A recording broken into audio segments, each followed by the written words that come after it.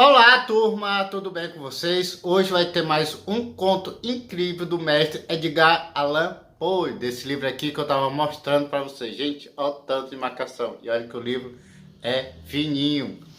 Esse conto vai para o Halloween. Estamos na Semana do Terror. Se bem que tá aí se aproximando do Halloween, e aqui tem mais um conto do mestre Edgar Allan Poe para vocês.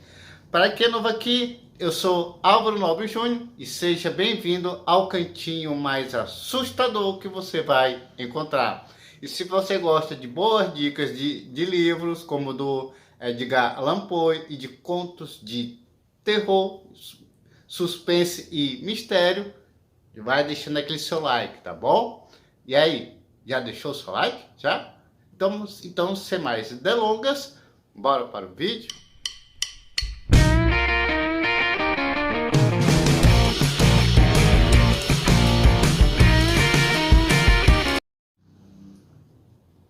As 1000 ofensas de Fortunato as suportei da melhor forma que pude, mas quando ele se atreveu a me insultar, jurei vingança.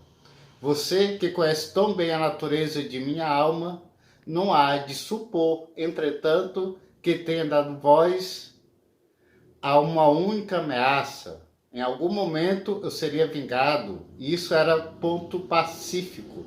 Algo tão definitivamente decidido eliminava a ideia de risco. Eu não devo apenas punir, mas punir com impunidade. Um erro não é corrigido se o vingador é punido pela vingança. Da mesma forma, não é corrigido quando o vingador fracassa em se fazer sentir como tal por quem cometeu o erro. Deve ficar claro que nem pela palavra, nem pelo ato dei a Fortunato um motivo para duvidar de minha boa vontade. Continuei como de costume a sorrir para ele, e ele não percebeu que meu sorriso agora vinha da ideia de sua imolação. Ele tinha um ponto fraco, o Fortunato, embora em outros aspectos fosse um homem a ser respeitado e até mesmo temido. Ele se gabava de conhecer vinhos. Poucos italianos têm um verdadeiro espírito virtuoso. Na maioria das vezes, seu entusiasmo é adotado para servir ao momento e à oportunidade para praticar uma faceta sobre os milionários britânicos e austríacos. E assim começa um conto fantástico de Edgar Allan Poe chamado O Barril de Amontilado. Por quê? Um cara recebe umas certas ofensas, mas na hora que você recebe um insulto, ele diz, não, agora não. Agora a minha cota de paciência e de compreensão chegou ao limite e vou puni-lo. E para ele, não adianta só punir pela ameaça recebida, ele tem que punir sem correr o risco de receber alguma punição por isso. Ele quer punir o Fortunato, mas sem correr o risco da justiça puni-lo, porque senão aí não é vingança, não é verdade? E ele ainda fala o seguinte, que o Fortunato tem um ponto fraco, que é o gosto pelo vinho. O nome do conto é O Barril de Amontilhado. Por quê? Amontilhado é o nome de um vinho. Ele sugere a Fortunato que teria comprado um barril desse amontilhado e que levaria um tal carinha, que seria um concorrente desse Fortunato. Então ele fica meio sem jeito, é carnaval, ele fica sem jeito de falar, demonstra, entre aspas, alguma falta de jeito para não querer incomodá-lo, porque afinal de contas é carnaval, Fortunato tá fantasiado, tá se divertindo, ele supostamente não quer incomodá-lo com isso.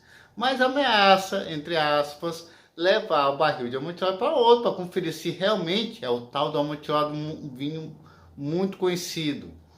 Então Fortunato disse, não, quem vai que sou eu ver esse amontilado que você comprou, provar para te dar aquela garantia, porque o outro não tem gosto para nada, eu é que tenho, então o cara vai. Com esse ponto fraco, o Fortunato aceita aí com o narrador, porque esse narrador ninguém sabe ao certo quem é.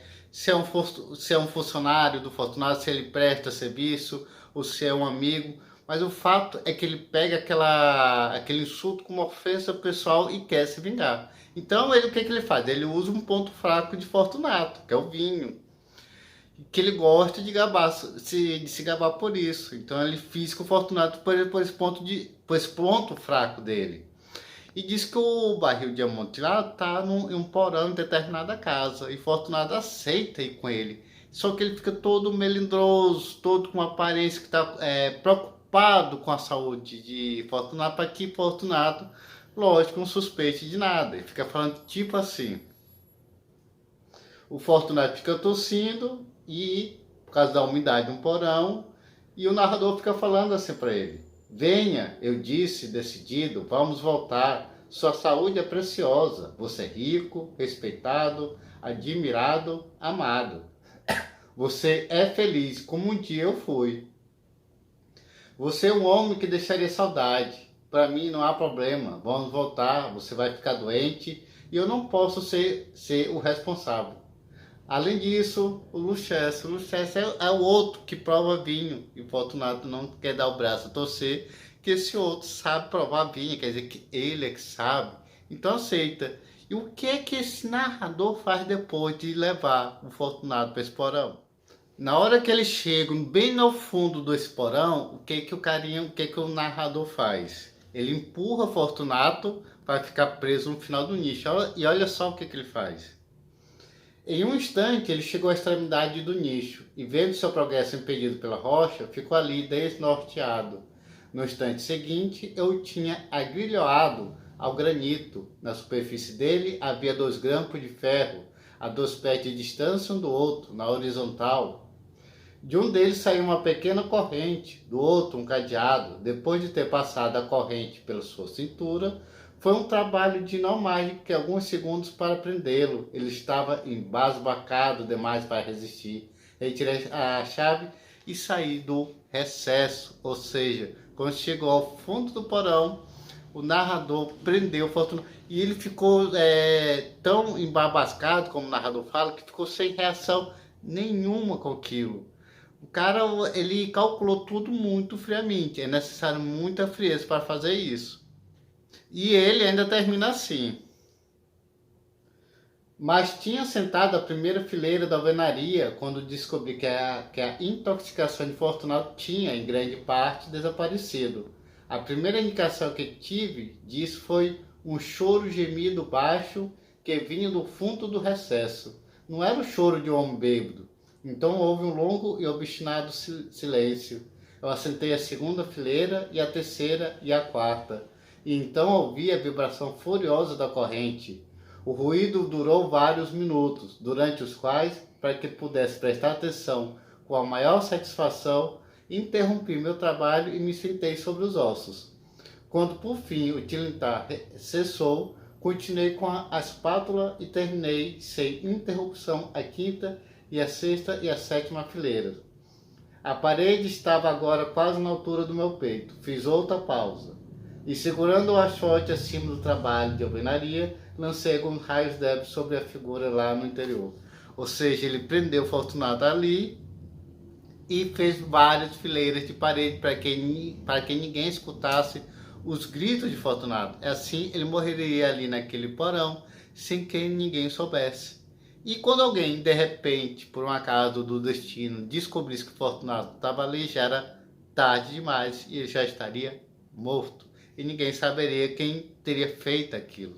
E a vingança dele estaria completa, porque teria se vingado de Fortunato sem correr o menor risco de ser punido por isso.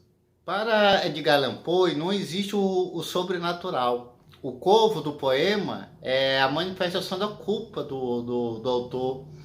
O do coração delator, que ele escuta, não é o coração do morto, porque afinal de contas o cara já está morto. É o relógio da parede que está ali acusando o assassino. Do mesmo jeito que aqui também, no Barril Amontilado, não há monstros, não há fantasmas. O monstro, no caso, é o próprio ser humano. Não há o sobrenatural nos contos, nos livros de Edgar Allan Poe. Ele mostra que o verdadeiro monstro não são fantasmas, que o verdadeiro monstro é o próprio ser humano. E se a gente for olhar, ele tem uma razão, porque se a gente olhar para o mundo é cheio de guerras, de exploração, de abuso sexual. Então há muita coisa errada nesse mundo que é feito pelo próprio ser humano. O ser humano é realmente, em alguns aspectos, o seu próprio monstro. Como diria um filósofo, o homem é o lobo do próprio homem. Mas me diga uma coisa, e você? Você já leu Edgar Allan Poe? Qual conto ou poema de Edgar Allan Poe que você já leu? Deixa aqui nos comentários para servir de dica para outros leitores, para a gente poder também conversar mais sobre esse autor incrível que é Edgar Allan Poe. O vídeo termina por aqui e vou estar aguardando o seu comentário, tá bom? Até mais!